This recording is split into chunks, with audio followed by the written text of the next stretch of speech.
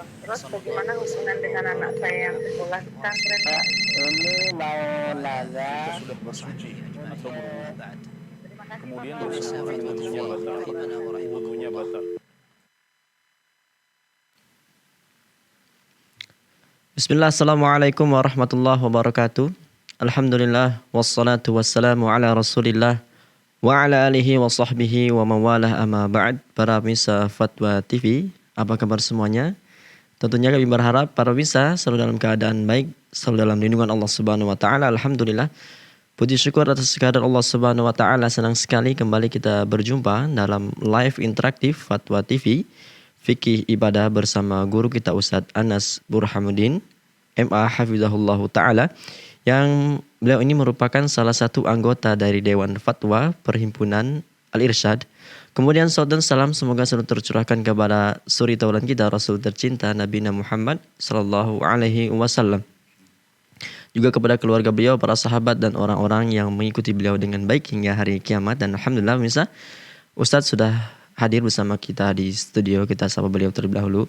Assalamualaikum Ustadz. Waalaikumsalam warahmatullahi wabarakatuh. Gimana kabarnya Ustadz? Alhamdulillah, saya sehat. Alhamdulillah. Semoga antum juga. Ya, Ustadz. Dan kita kabarnya lagi sakit perut Ustadz ya? Masya Allah. Syafakallah Ustadz. Iya, sedikit saja. Alhamdulillah. Masih bisa menjalankan aktivitas. Dan semoga menjadi penggugur dosa-dosa kita juga. Amin. Barakallahu fiik. Syafakallah Ustadz. Ya, demikianlah para pemirsa. Kita doakan bersama, Allahumma yashfihi shifaan ajilan la yughadiru saqaman. Semoga Allah Subhanahu wa taala segera mengangkat sakit Ustadz ya. Dan kami juga informasikan pemirsa Fatwa TV dan pendengar radio bahwasanya live interaktif kita pada kesempatan kali ini juga disiarkan oleh beberapa stasiun radio. Ada Radio Sahabat Tegal, Radio MD FM Probolinggo, Radio Sago FM Sumbar, Radio Al-Hikmah Banyuwangi, kemudian Radio Tuah FM Riau. Kami ucapkan jazakumullah khairan atas partisipasinya dalam menyiarkan live interaktif kita pada kesempatan yang berbahagia ini. Dan sebelum kita masuk kita jawab, kita minta Ustadz untuk menyampaikan nasihat pembuka Ustadz. Ya. Bismillahirrahmanirrahim. Para pendengar dan pemirsa yang dirahmati Allah Subhanahu wa taala, kita semuanya beriman kepada hari akhir. Kita meyakini bahwasanya akan ada hari pembalasan di mana kita akan dihisab oleh Allah Subhanahu wa taala dan dibalas sesuai dengan apa yang telah kita amalkan saat kita masih di dunia. Nah, di antara hal yang dijelaskan oleh para ulama tentang hisab secara lebih detail adalah bahwasanya Allah Subhanahu wa taala akan menghisab kita secara langsung. Jadi ada beberapa kejadian di hari kiamat atau mendekati hari kiamat yang diberikan oleh Allah Subhanahu wa taala atau diwakilkan kepada para malaikatnya. Misalnya meniup trompet. Ini diserahkan kepada para malaikat. Dan untuk hisab itu sendiri, maka para ulama menjelaskan bahwasanya hisab akan dilaksanakan oleh Allah Subhanahu wa taala langsung. Allah Subhanahu wa taala akan menghisab kita secara langsung. Masing-masing dari kita akan berhadapan dengan Allah Subhanahu wa taala langsung. Dan ini adalah ijma' para ulama yang dinukil oleh Ad-Darimi rahimahullahu taala. Dan dasar dari kesepakatan ini adalah sebuah hadis riwayat At-Tirmidzi dari Anas bin Malik radhiyallahu anhu, bahwasanya Rasulullah sallallahu alaihi wasallam bersabda, "La tazulu qadama ibni Adam yaumal qiyamah hatta yus'ala an khams." Tidaklah dua kaki anak Adam berlalu dari hadapan Allah Subhanahu wa taala sampai dia ditanya tentang 5 perkara. An umrihi fima afnah wa an shababihi fima ablah. Tentang umurnya bagaimana dia habiskan dan tentang masa mudanya bagaimana dia isi. Wa an malihi min ayna iktasabahu wa fima anfaqah. 2 pertanyaan tentang harta, dari mana dia dapatkan dan di mana dia belanjakan. Wa an ilmihi fima amil, dan tentang ilmunya bagaimana dia mengamalkannya. Nah, ini adalah hadis sahih yang menunjukkan bahwasanya Allah Subhanahu wa taala akan menghisap kita secara langsung. Dan masing-masing dari kita akan berhadapan dengan Allah Subhanahu wa taala dalam posisi yang mencekam dan menakutkan, sehingga kaki-kaki kita menghunjam ke tanah yang kita pijak dan kita tidak bisa berlalu dari hadapan Allah Subhanahu wa taala dan melangkahkan kaki kita kecuali setelah kita ditanya tentang 5 perkara ini, dan tentunya setelah kita bisa memberikan jawaban yang benar dan tepat untuk 5 pertanyaan ini. Maka kita harus bersiap untuk hisab itu, dan saat ini kita masih punya waktu untuk menambah bekal, mempersiapkan jawaban yang tepat dan benar untuk 5 pertanyaan yang akan disampaikan kepada kita. Maka hendaknya kita dewasa, hendaknya kita bersemangat untuk menambah bekal akhirat kita selagi kita masih punya kesempatan untuk menambah bekal. Wabillahi taufiq. Jazakumullah khairan Ustaz. Waalaikumsalam. Ya, demikianlah para pemirsa Fatwa TV, nasihat pembuka dari Ustaz, semoga bermanfaat. Dan para pemirsa Fatwa TV dan pendengar radio dimanapun Anda berada, yang semoga Allah Subhanahu wa taala selalu memberikan hidayah dan taufik kepada para pemirsa. Demi memanfaatkan peluang, kami mengajak Anda untuk berjuang bersama kami dalam syiar dakwah sunnah fatwa di Fatwa TV melalui rekening aktif kami yang bisa Anda saksikan di layar kaca Anda. Ya. Dan kembali kami ulangi, kami mengajak Anda para pemirsa dimanapun Anda berada untuk berjuang bersama kami dalam syiar dakwah sunnah di Fatwa TV melalui rekening aktif kami yang bisa Anda saksikan di layar kaca Anda. Tapi Ustaz, mungkin langsung saja Ustaz kita ke pertanyaan pertama. Oh, ada lain telepon Ustaz, kita angkat terlebih dahulu. Assalamualaikum warahmatullahi wabarakatuh. Waalaikumsalam. Ya. Ummu Hidayat ya, silakan. Ya. Ya. Assalamualaikum Ustaz. Waalaikumsalam warahmatullahi wabarakatuh. Saya mau bertanya Ustaz, bagaimana kiat-kiat kita untuk menghindari azab kubur? Ya. Kiat-kiatnya juga amalan apa saja yang bisa kita bebas dari kegelapan alam barzah yang akan kita jalani nanti. Ya. Ya, itu saja Ustaz. Terima kasih. Ya. Jazakumullah khairan. Assalamualaikum warahmatullahi wabarakatuh. Waalaikumsalam warahmatullahi wabarakatuh. Wa iyyak.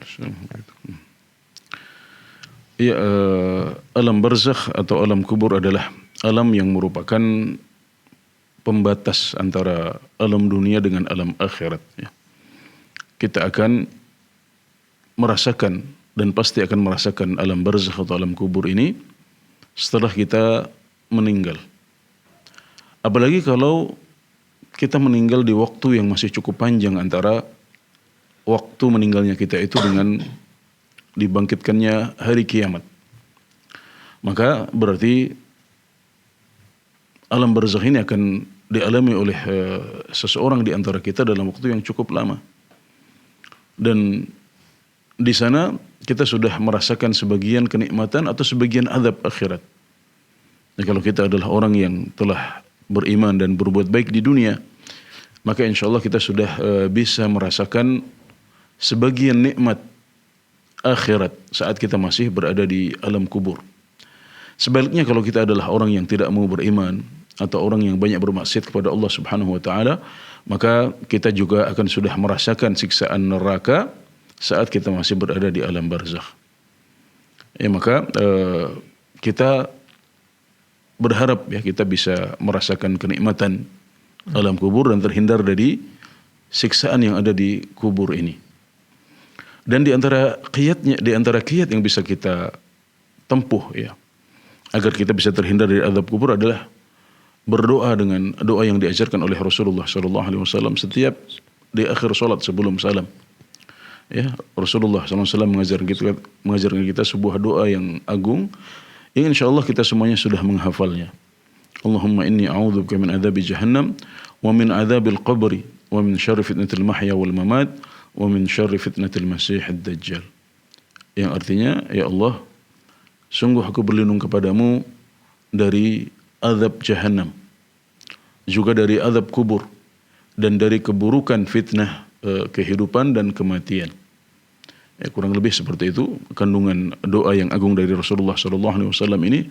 Maka kalau kita membiasakan diri berdoa dengan doa ini, ditambah dengan kita hayati dan kita khusyuk dalam mengucapkannya, maka insya Allah Allah tidak akan menyia-nyiakan kita. Allah akan menjawab doa-doa kita dan tidak akan menyia-nyiakan kita, sehingga insya Allah kita akan terhindar dari azab kubur. Kemudian tentunya juga adalah menyiapkan jawaban yang tepat untuk pertanyaan kubur.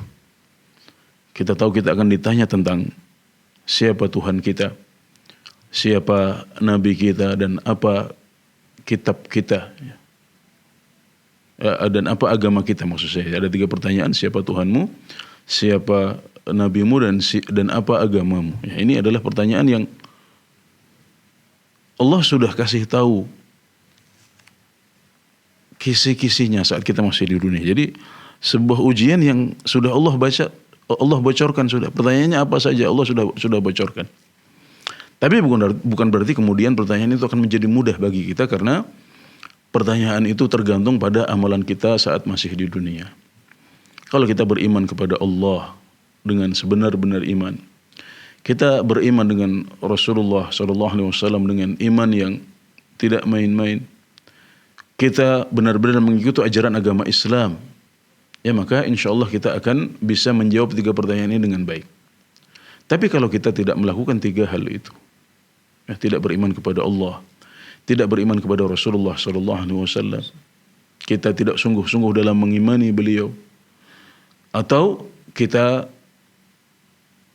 berafiliasi kepada Islam, mengaku memeluk agama Islam, tapi kita tidak mengamalkan Islam yang sesungguhnya, maka itu yang akan menjadi penyebab kita diazab di akhirat.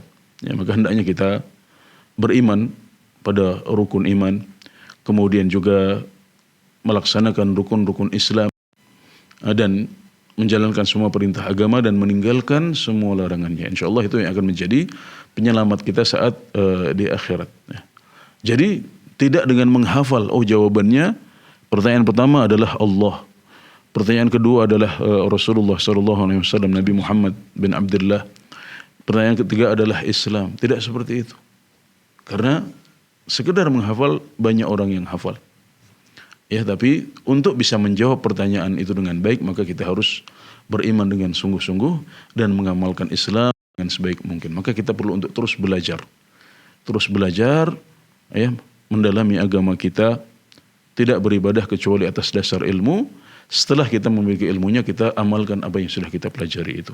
Nah, ini adalah intisari dari kiat, ya, agar kita bisa selamat dari azab kubur biiznillah taala.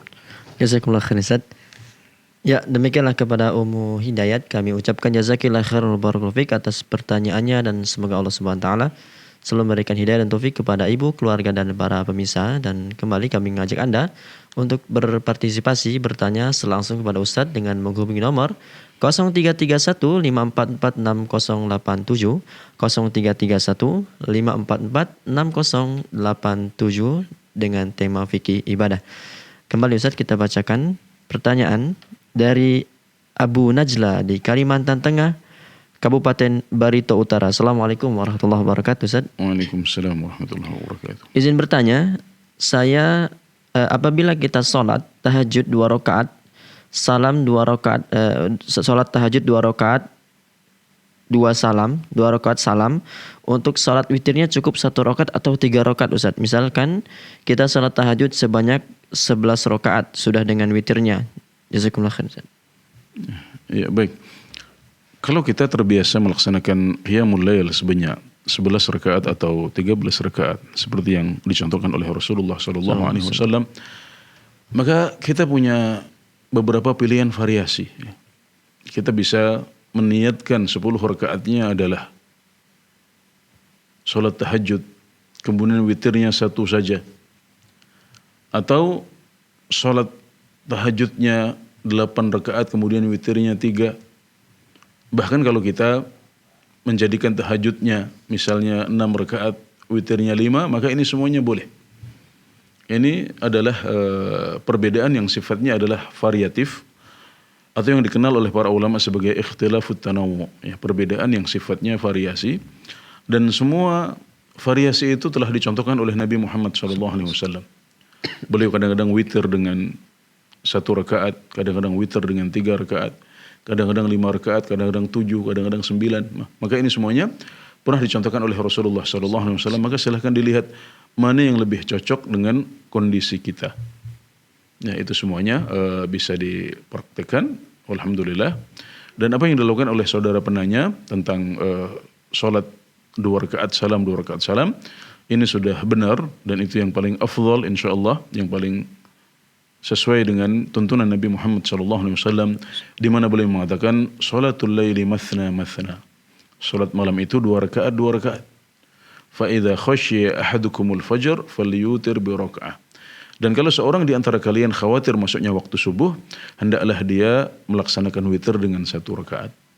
Nah, jadi salah satu kondisi yang tepat untuk melaksanakan witir yang 1 rakaat adalah kalau tiba-tiba kita merasa khawatir, oh ini jangan-jangan subuh sudah masuk sebentar lagi.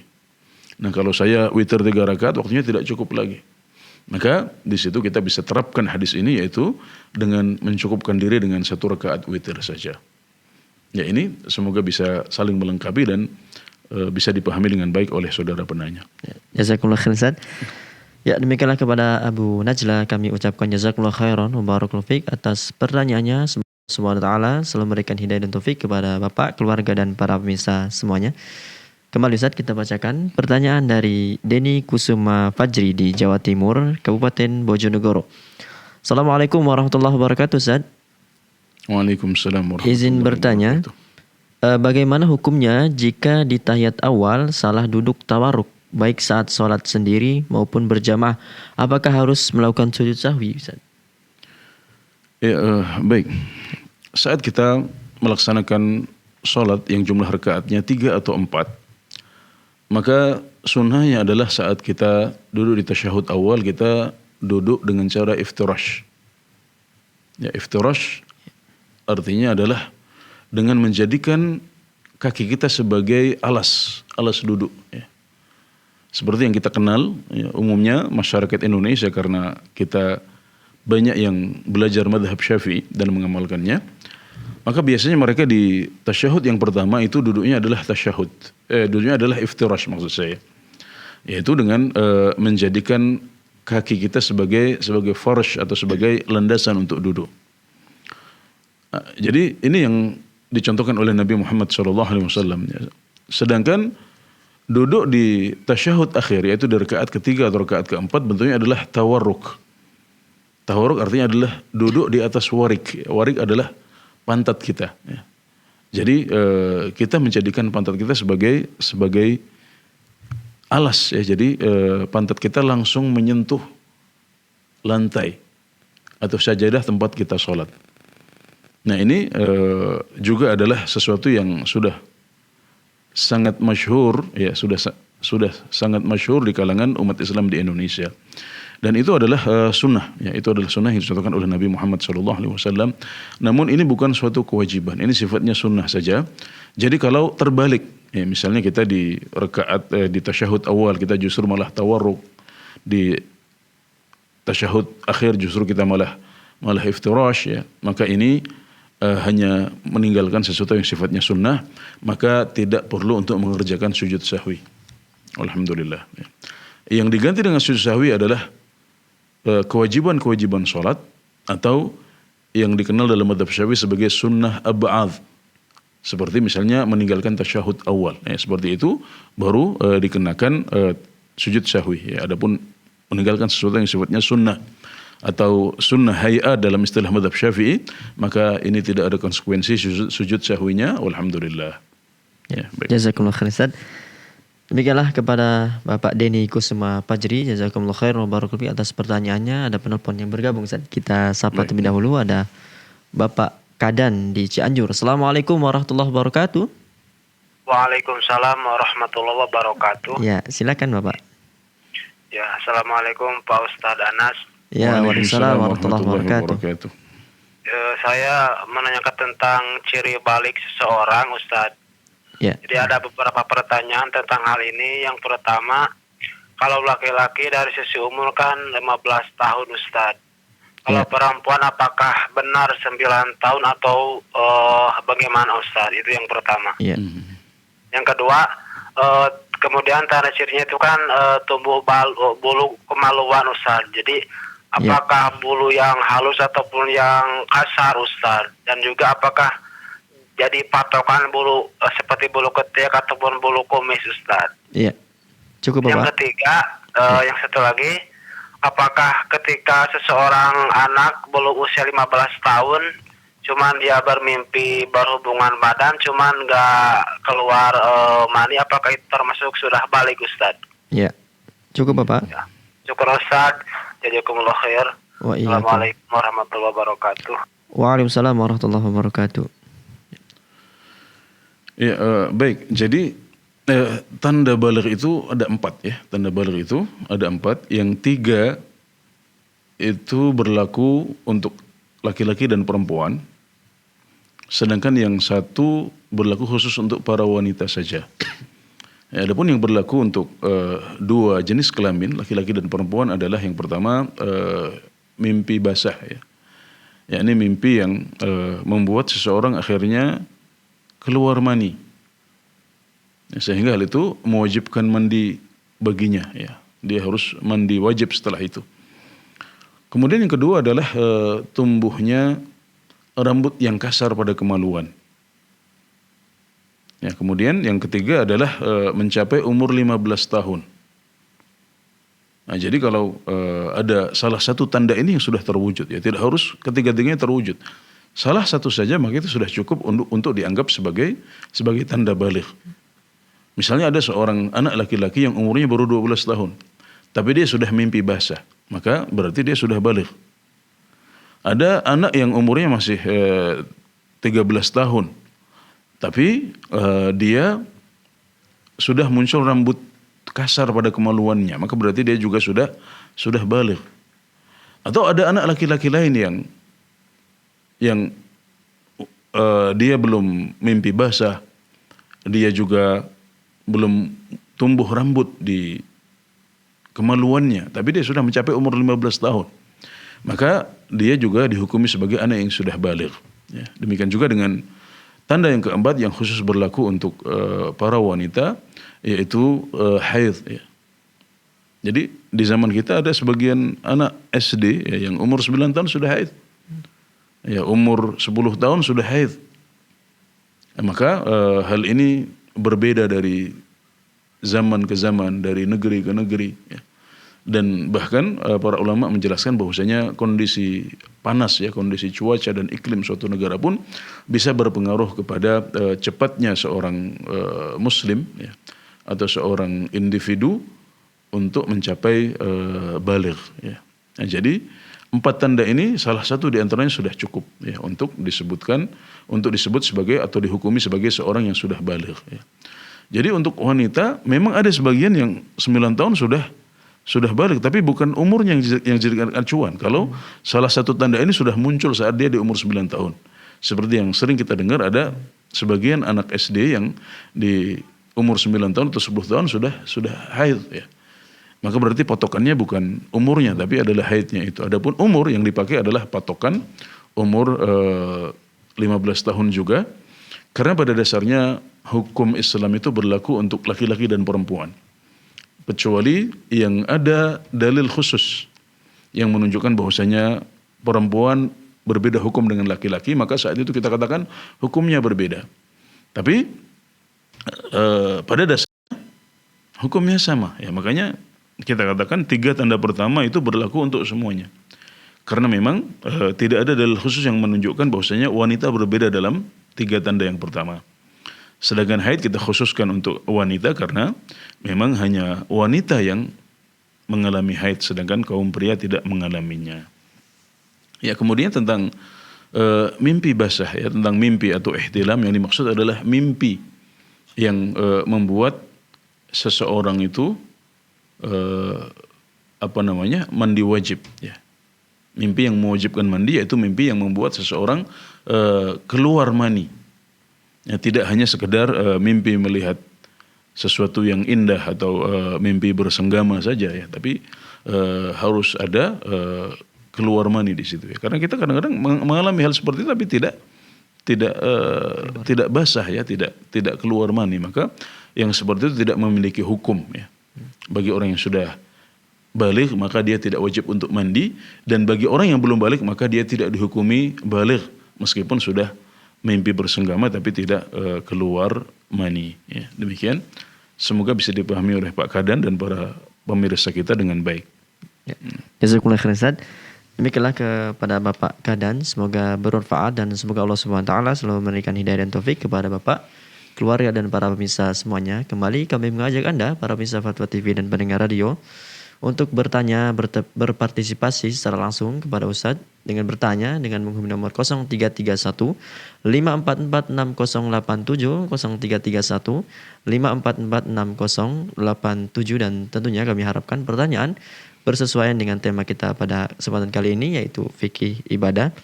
Kembali Ustadz, kita bacakan pertanyaan dari Leni di DKI Jakarta, Kota Jakarta Pusat. Assalamualaikum warahmatullahi wabarakatuh Ustaz. Waalaikumsalam warahmatullahi wabarakatuh. Izin bertanya Ustaz, batasan safar itu kan 80 km sesuai dengan uruf masyarakat. Kalau saya mau ke rumah kakak di Tiga Raksa, Tangerang, Banten, itu sudah termasuk safar tidak ya? Rencananya saya mau menginap dan suami tidak bisa menemani saya tinggal di Jakarta Pusat. Saya cek di Google Maps jarak kira-kira 54,7 km. Mohon pencerahannya Ustaz. Tiga Raksanya di mana? Di Tangerang. Tangerang Ustaz. Belinya tinggalnya di Jakarta Pusat ya. Iya. Okay. Ya baik. Ya jadi memang sebagian ulama dalam hal ini para ulama mazhab Syafi'i dan mazhab Hambali ya, berpendapat bahwasanya batas jarak safar adalah jarak 1 hari 1 malam perjalanan di masa lampau. Ini kurang lebih 80 km. Ya, ini pendapat mazhab Syafi'i dan mazhab Hambali. Mazhab Maliki berpendapat 2 kali lipat itu, sekitar 160 km, yakni 160 km, yakni jarak 2 hari perjalanan. Sedangkan mazhab Hanafi malah 3 kali lipatnya itu, jadi 240 km atau 3 hari perjalanan.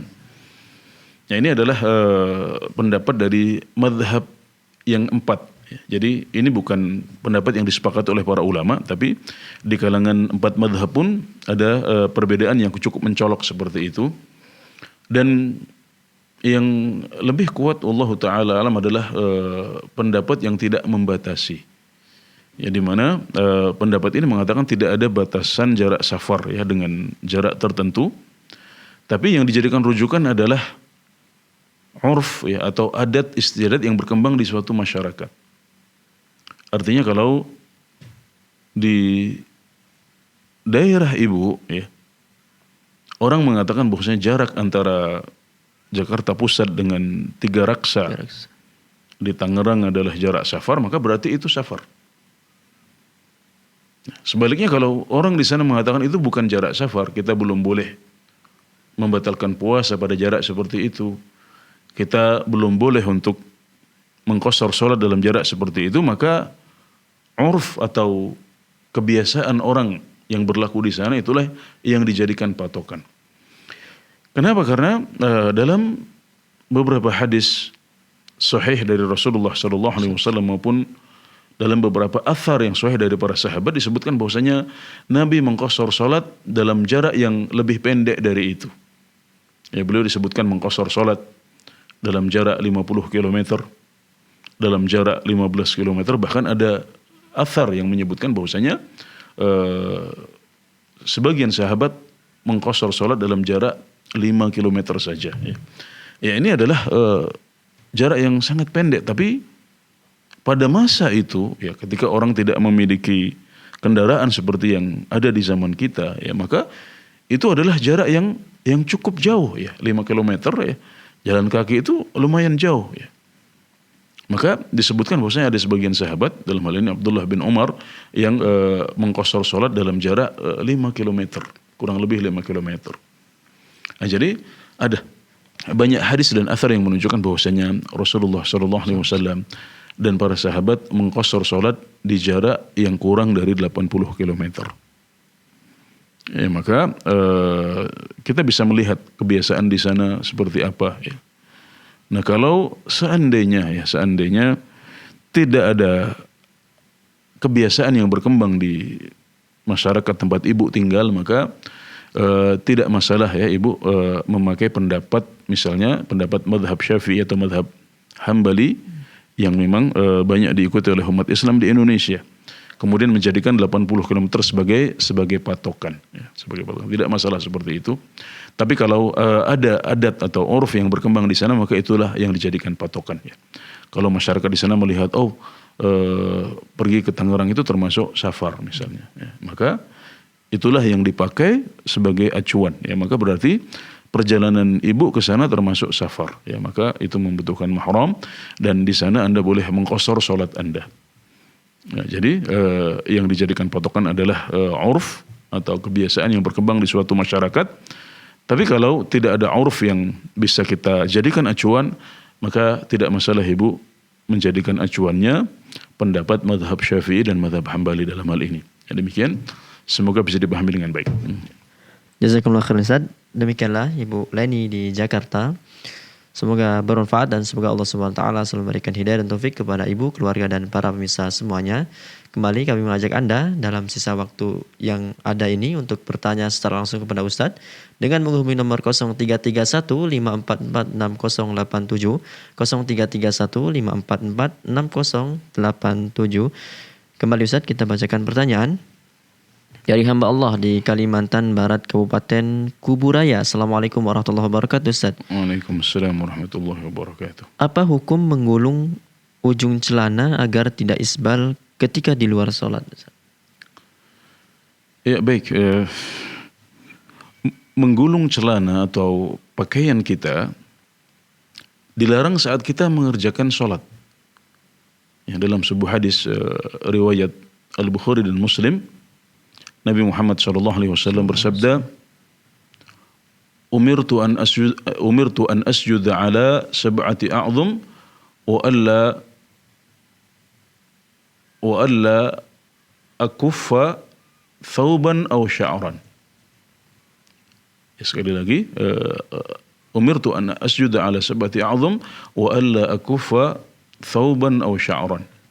Ya, aku diperintahkan untuk sujud di atas 7 tulang, dan aku diperintahkan untuk tidak melipat pakaian atau rambut. Nah, hadis ini konteksnya adalah konteks sholat. Nah, dalam sholat beliau diperintahkan untuk sujud di atas 7 tulang. Nah, ini 2 tulang telapak kaki, ya 2 tulang telapak tangan, kemudian 2 tulang lutut, dan kemudian 1 tulang muka, yaitu kening kita, ya. Dan lebih sempurnanya ditambahkan dengan hidung kita. Ya, ini adalah 7 tulang yang Rasulullah SAW diperintahkan untuk sujud di atasnya. Kemudian beliau mengatakan, saya juga diperintahkan untuk tidak menggulung baju ataupun rambut.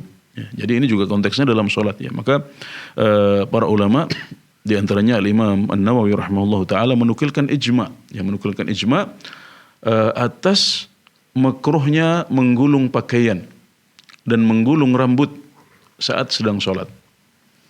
Ya, ini disepakati makruh oleh para ulama karena hal itu, yakni menggulung pakaian dan menggulung rambut adalah sesuatu yang menafikan kekhusyuan dalam sholat. Ya, maka ini makruh, maka hendaknya kita tinggalkan. Adapun di luar sholat, maka saya tidak mengetahui ada larangan untuk menggulung pakaian, ya, atau menggulung celana. Tapi kalau kita meyakini bahwasanya kita wajib untuk mengangkat celana kita dari atas telapak kaki, ya, atau kita meyakini tidak boleh untuk menjulurkan celana kita melebihi kedua mata kaki kita, maka hendaknya kita memotong celana kita, ya, memotong celana kita. Jadi kita siapkan agar kita tidak tergoda juga nanti suatu saat, mungkin kalau kita tidak potong, ya nanti akhirnya jatuh lagi menjulur ke bawah, ya, dan lain sebagainya. Maka hendaknya kita memotong celana kita di atas mata kaki, Nah, dan menjulur tadi itu menjadi boleh ya, maksudnya menggulung menggulung celana itu menjadi boleh ketika misalnya kita tidak punya celana yang siap ya, mungkin barangkali kita baru membeli celana yang sangat panjang ya, maka daripada menjulur kita biarkan menjulur ya lebih baik kita lipat ya. Kita punya thawb yang belum sempat kita potong padahal kita harus keluar dengan pakaian itu atau sholat dengan thawb itu, maka ya kita gulung ya. Kita gulung ya, jadi tapi ini kembali ke sholat kalau kita berbicara tentang sholat ya. Kalau di luar sholat kita harus jalan dengan pakaian itu, maka digulung lebih baik daripada tidak digulung. Dan saya tidak mengetahui ada larangan ya menggulung atau melipat celana kita saat di luar sholat. Yang ada adalah saat kita sedang sholat kita dilarang untuk melakukan itu dan hukumnya makruh. Ya baik, semoga bisa dipahami dengan baik. Jazakumullah khair Ustaz. Demikianlah kepada hamba Allah di Kalimantan Barat. Jazakumullah khair wa barakallahu fiik atas pertanyaannya. Ustaz, kita angkat penelpon yang sudah bergabung. Ada Bapak Muhammad di Jambi. Assalamualaikum warahmatullahi wabarakatuh. Waalaikumsalam warahmatullahi wabarakatuh. Ya, silakan Bapak. Ya, Assalamualaikum warahmatullahi wabarakatuh, Pak Ustadz. Waalaikumsalam warahmatullahi wabarakatuh. Ini saya ingin bertanya Pak Ustadz, karena baru hari ini orang tua saya meninggal.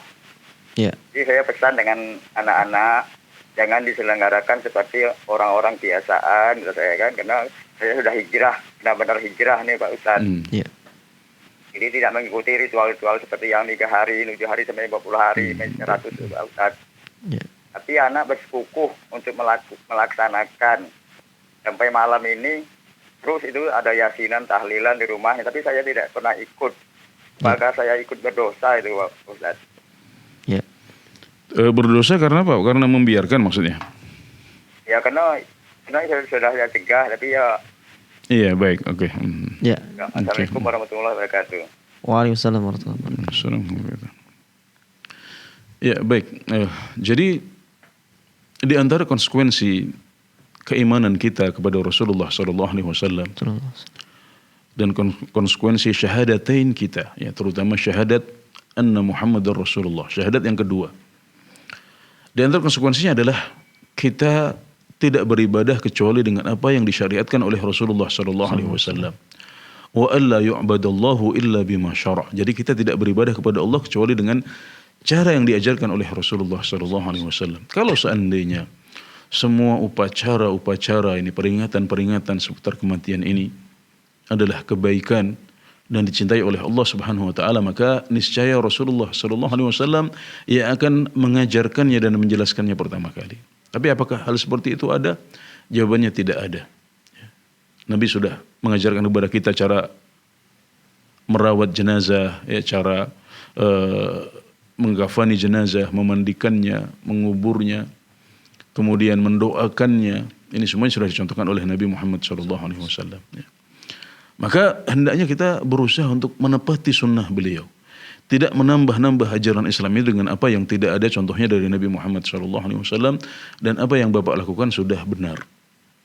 Ya, adapun kalau misalnya di keluarga besar, ya kita sudah menyampaikan, tapi sebagian keluarga masih belum bisa menerimanya.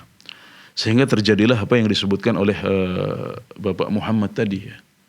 Maka Bapak sudah menjalankan kewajiban. Ya. Bapak sudah menyampaikan, tapi keputusan tidak di tangan Bapak, maka kewajiban Bapak sudah tertunaikan. Ya, maka insya Allah Bapak tidak menanggung kesalahan itu. Siapa yang menanggung kesalahan?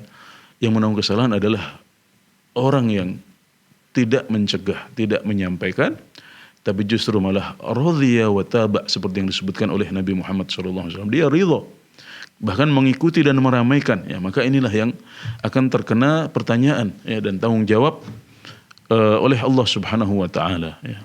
Adapun orang yang sudah menyampaikan, sudah berusaha mencegah, tapi hal itu bukan wewenang dia, bukan kuasanya. Keputusan tidak di tangan dia. Dan dia tidak ridha, dia tidak mengikuti, tidak meramaikan, maka dia adalah orang yang selamat. Alhamdulillah. Jazakumullah khairan Ustaz. Demikianlah kepada Bapak Muhammad di Jambi. Semoga Allah Subhanahu Wa Taala selalu memudahkan urusan Bapak, keluarga dan para pemirsa semuanya. Kembali Ustaz, kita angkat telepon yang sudah bergabung. Ada Bapak Sidik di Riau. Assalamualaikum warahmatullahi wabarakatuh. Waalaikumsalam warahmatullahi wabarakatuh. Ya, silakan Bapak Sidik. Assalamualaikum warahmatullahi wabarakatuh. Waalaikumsalam warahmatullahi wabarakatuh.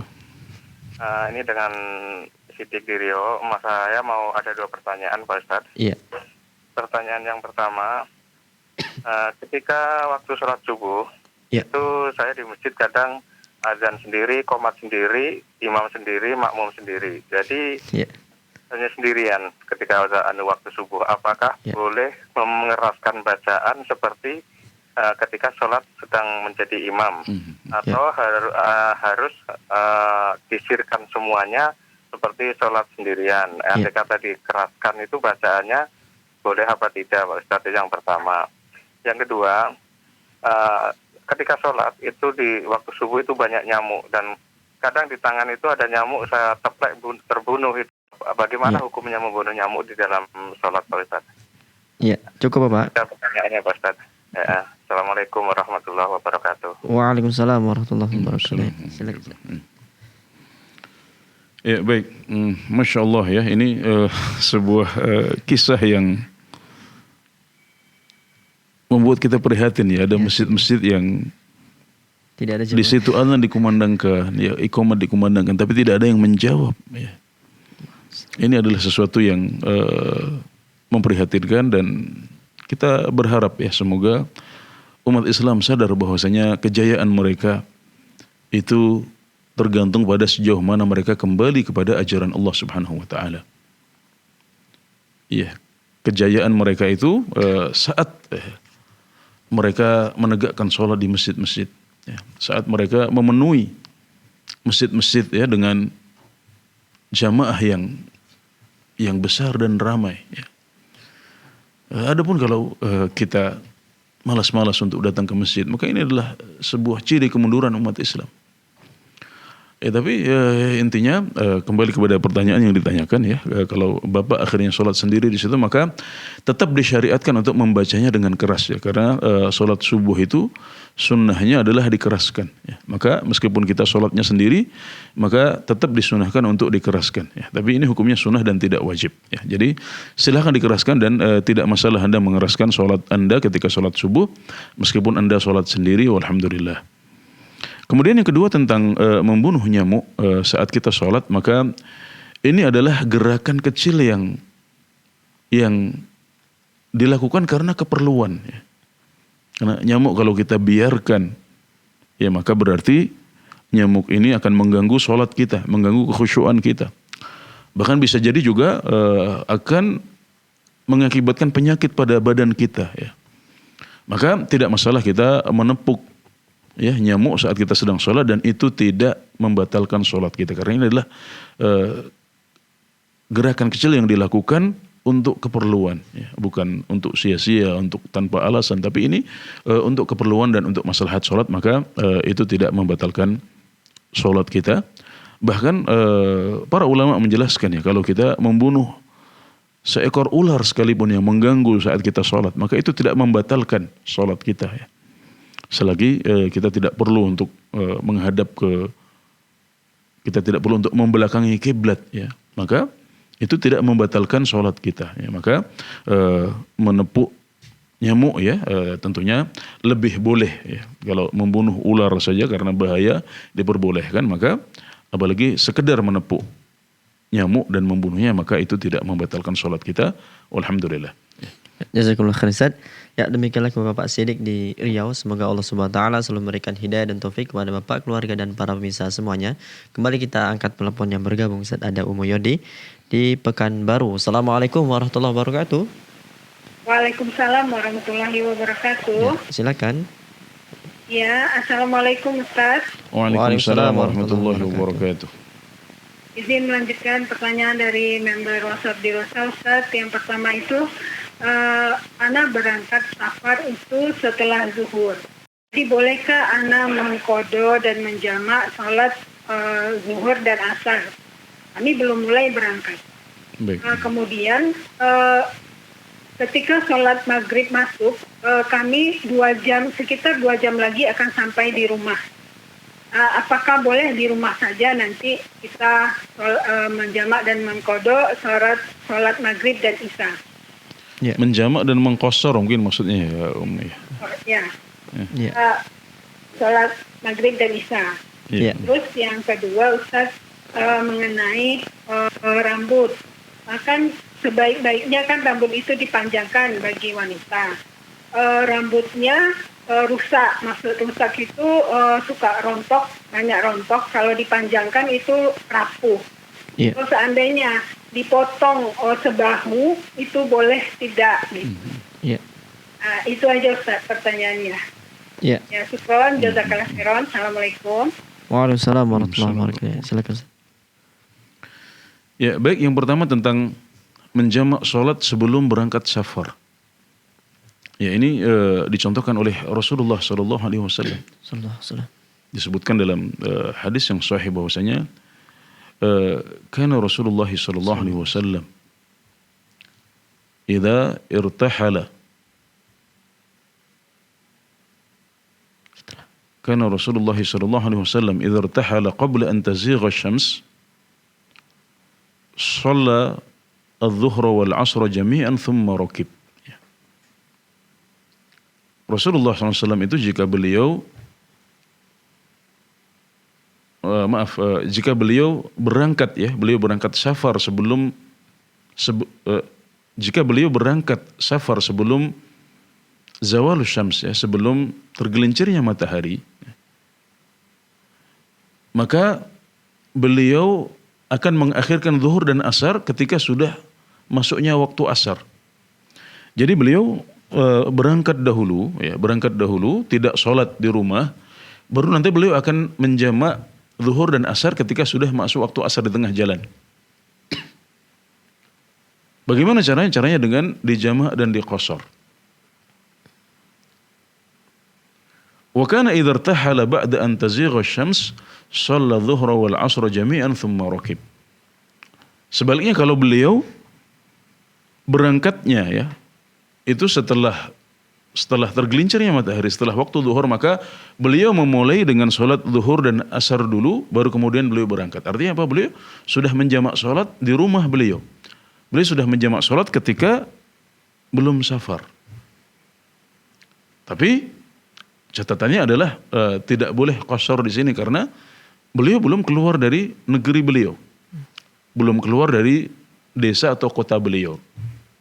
Nah, maka ini menunjukkan bahwasanya kita boleh untuk menjamak sholat kita, meskipun kita masih belum keluar dari desa kita atau dari kota kita.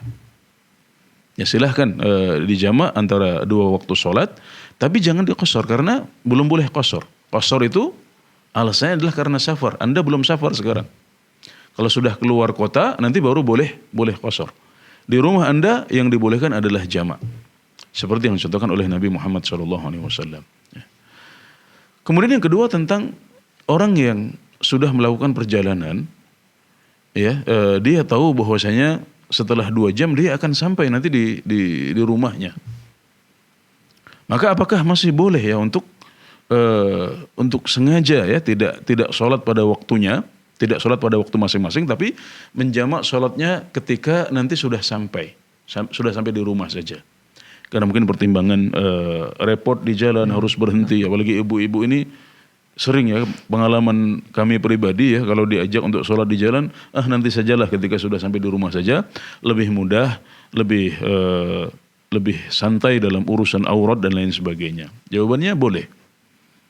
Bahkan para ulama semuanya sepakat membolehkan hal ini. Jadi boleh untuk mengakhirkan sholat maghrib dan isya tersebut baru kita lakukan nanti saat kita sudah di rumah, meskipun saat maghrib atau isyanya saat maghrib atau isya kita sudah berada di rumah. Boleh. Kenapa? Karena alasan jamak itu lebih luas. Alasan jamak itu bukan hanya karena safar. Kita boleh menjamak sholat kita, kita boleh menjamak sholat kita dengan alasan yang lain, baik itu karena kerepotan, karena sakit, karena hujan, karena banjir dan lain sebagainya, kita boleh untuk menjamak. Tapi ingat, kalau kita menjamak di rumah kita, setelah kita sampai di rumah kita, maka tidak boleh qashar di situ. Jadi jamak dengan qasar itu tidak senantiasa berkumpul. Kadang-kadang kita jamak qasar, kadang-kadang jamak saja tanpa qasar. Ya, dan boleh juga untuk qasar tanpa jamak juga boleh menurut sebagian ulama. Ya, ya jadi seperti itu. Ya, kedua-duanya boleh, alhamdulillah. Ya, intinya kedua gambaran atau permasalahan yang ditanyakan oleh Ummu Yodi tadi, jawabannya adalah boleh, alhamdulillah. Ya. Pertanyaan kedua Ustaz, yang memotong rambut bagi wanita. Ya baik, pada dasarnya seorang wanita dilarang untuk memotong rambutnya. Tapi kalau memotong rambut karena alasan kesehatan ya, atau alasan ketidaknyamanan ya seperti yang disebutkan tadi itu, maka tidak masalah, alhamdulillah. Dan ini pernah kami sampaikan juga penjelasannya dalam pembahasan kitab ahkam atau tanbihat ala ahkamin takhtassu bil mu'minat ya. Catatan-catatan untuk hukum yang berlaku khusus bagi para wanita, karya Syekh Shalih bin Fauzan Al-Fauzan, dan beliau sudah menjelaskan hal ini. Kalau untuk keperluan seperti yang ditanyakan tadi, maka itu boleh dan tidak apa-apa, walhamdulillah. Ya. Jazakumullah khair Ustaz. Demikianlah kami ucapkan jazakillah khair wa barakallahu fik atas pertanyaannya. Kembali kita angkat telepon Ustaz yang bergabung, ada Bu Rusmini di Pacitan. Assalamualaikum warahmatullahi wabarakatuh, Ibu. Waalaikumsalam warahmatullahi wabarakatuh. Iya, silakan Ibu. Iya. Assalamualaikum warahmatullahi wabarakatuh, Ustaz. Waalaikumsalam warahmatullahi wabarakatuh. Ini kami tentang sholat sendirian, Ustaz. Wanita kan sholat sendirian di rumah boleh. Ya. Itu apa ucapkan Allahu Akbar itu dikeraskan atau bagaimana? Apa juga kalau sholat sunat tahajud itu pakai apa doa kunut selalu setiap malam? Terus kalau sholat di rumah berjamaah, terus seperti sholat saya itu tidak bisa sujud, itu cuma berdiri sampai ruku, terus duduk dalam sujudnya sampai yang kedua. Itu kalau maksudnya sama tidak anak bisa sujud. Juga bisa dengan anak saya, terus anak saya yang menjadi imam banyak, terus saya yang di belakangnya.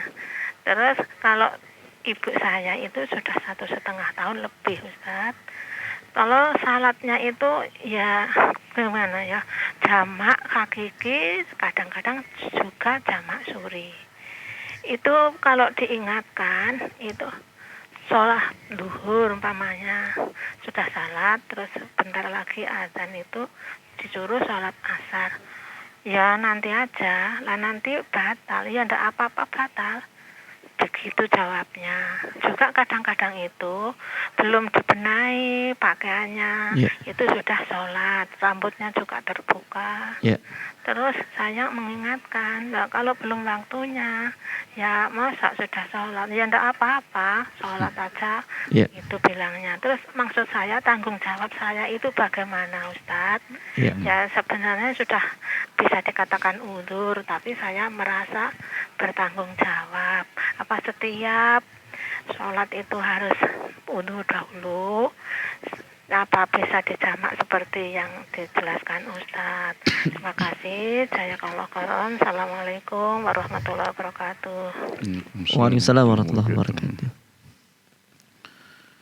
Ya, baik, ada cukup banyak pertanyaannya ya. Yang pertama tentang apa tadi? Salat sendiri di rumah, kemudian salat sendiri di rumah ya. Salat sendiri di rumah, Ibu ya, kalau dilihat salatnya, kalau salatnya adalah salat jahriyah seperti salat subuh, salat maghrib, salat isya ya, maka kita disunahkan untuk mengeraskan bacaan takbir kita.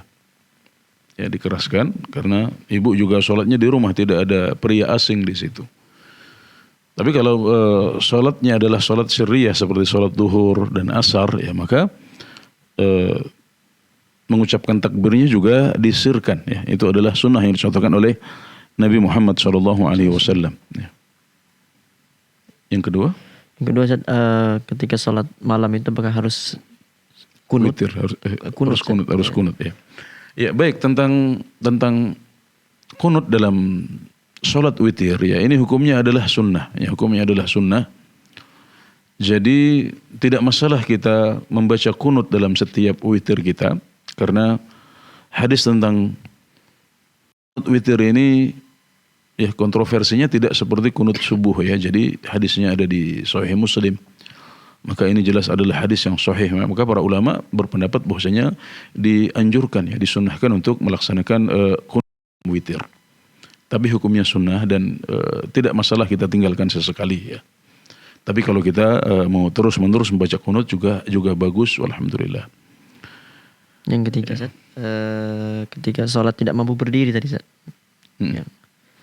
Ya, bagi mereka yang sholat tapi tidak mampu untuk berdiri, ya, maka berlaku sabda Nabi Muhammad SAW, "Shalli qa'iman, fa illam tastati' fa qa'idan." Kalau Anda tidak bisa berdiri, maka duduklah. Kalau Anda tidak bisa duduk, maka ala janbin. Ala janbin adalah berbaring. Kalau tidak bisa berbaring, maka bisa turun ke telentang. Tidak bisa telentang, bisa dengan memberikan isyarat, bahkan meskipun hanya isyarat dengan kepala atau dengan mata. Maka kita sesuaikan dengan kemampuan kita, karena itulah yang berlaku bagi orang yang tidak mampu mengerjakan sholat secara sempurna. Alhamdulillah sudah ada penjelasannya dari Rasulullah SAW langsung. Ya. Kemudian yang terakhir, Ustaz, yang keadaan Ibu Rosmini ini. Ya, baik, ibu Anda, kalau ibunya Ibu Rosmini ya, kalau memang masih berakal ya, masih sadar, masih berakal, maka masih ada kewajiban untuk mengerjakan sholat. Ya, tapi tentunya dilaksanakan semampu beliau, ya, semampu beliau. Kewajiban para anak adalah untuk mengingatkannya, mengawal beliau, ya, bahkan mungkin membantu bagaimana agar sholat ini bisa dilakukan, ya, dengan sempurna dan pada waktunya. Tapi boleh dilakukan secara jamak kalau memang untuk mengerjakannya pada waktu-waktu tertentu misalnya sangat merepotkan. Misalnya ibu ini tinggal di rumah lain, ya, kalau anaknya harus datang ke sana setiap waktu sholat, repot banget misalnya, ya, maka tidak masalah ya, ibu tersebut dibantu untuk menjamak sholat. Ya, misalnya di waktu zuhur ya, langsung kalau Bu Rosmini bisanya datang di waktu zuhur, maka tidak masalah menganjurkan beliau untuk mengerjakan sholat langsung ya, zuhur dan asar sekaligus. Dengan pertimbangan kalau mau ditunggu asar nanti akan batal dan nanti akan repot, padahal beliau juga belum tentu bisa wudhu sendiri dan sebagainya. Maka ini termasuk kondisi repot yang membolehkan untuk menjamak sholat, ya. Dikerjakan tidak pada waktunya masing-masing tapi dijamak, ya. Bahkan dahulu Nabi Muhammad SAW membolehkan jamak karena sekedar hujan turun itu dibolehkan dijamak sholatnya oleh Rasulullah SAW. Maka kondisi yang dihadapi oleh Ibu Rosmini dalam mengingatkan ibunda beliau ini lebih merepotkan daripada sekedar turun hujan, ya.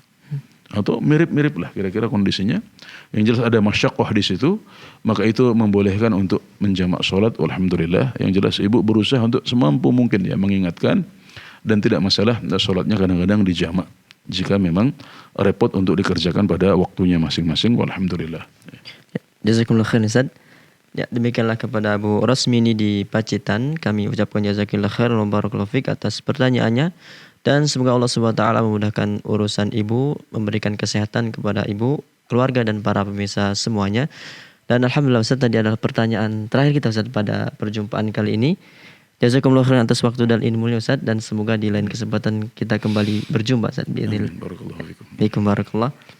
Ya, demikianlah para pemirsa Fatwa TV dan pendengar radio dimanapun Anda berada. Alhamdulillah, berakhir sudah perjumpaan kita pada kesempatan yang berbahagia ini. Kami ucapkan mohon maaf kepada para penelpon yang tidak sempat kami angkat atau kepada para penanya melalui website yang pertanyaannya tidak sempat kami bacakan, tapi Anda dapat menyaksikan live interaktif Fatwa TV dari hari Senin hingga Jumat, dan Anda dapat mengunjungi website kami di www.fatwatv.id atau mengupdate tanya jawab di www.dewanfatwa.com/tanya jawab. Dan kami juga kembali mengajak Anda para pemirsa Fatwa TV dan pendengar radio dimanapun Anda berada untuk berjuang bersama kami dalam syiar dakwah sunnah di Fatwa TV melalui rekening aktif kami yang bisa Anda saksikan di layar kaca Anda. Kembali kami ulangi, kami mengajak Anda untuk berjuang bersama kami dalam syiar dakwah sunnah di Fatwa TV melalui rekening aktif yang bisa Anda saksikan di layar. Dan akhirnya semoga apa yang Ustaz sampaikan pada kesempatan kali ini bermanfaat untuk kita semua. Kita akhiri perjumpaan kita dengan doa kafaratul majelis. Subhanakallahu bihamdika asyhadu an la ilaha illa anta astaghfiruka wa atubu ilaik. Wa sallallahu ala sayyidina Muhammad. Wassalamualaikum warahmatullahi wabarakatuh. Ya Allah. Terus bagaimana hubungan dengan anak saya yang sekolah di pesantren? Ini mau nanya. Sudah bersuci atau berwudu, kemudian bersentuhan dengan suami, wudunya batal.